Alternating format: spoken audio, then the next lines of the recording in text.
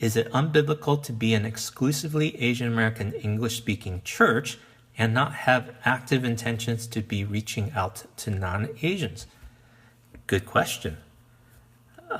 Depends on what you mean by biblical. And I believe every church, to be biblical, needs to have the seed of the gospel, which would exist and replicate and produce disciples of all nationalities, because that's what the Great Commission says.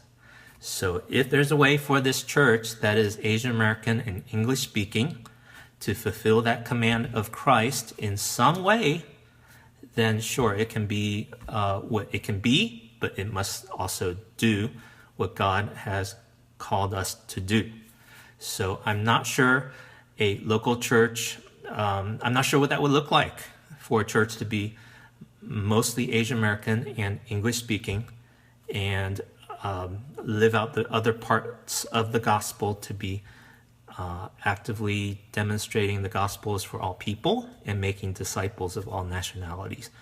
Now, that could be framed in a missions context. That could be framed in a service context.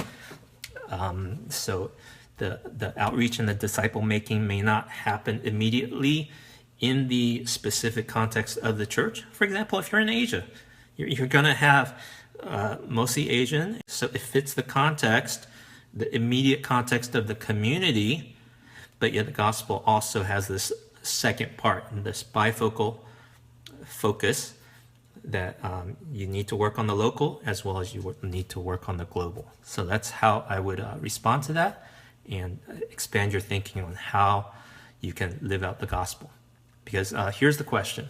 So if your church was the only church that was left on earth, would it be able to fulfill the gospel mandate to reach all people and reproduce the gospel and bring all people to Christ?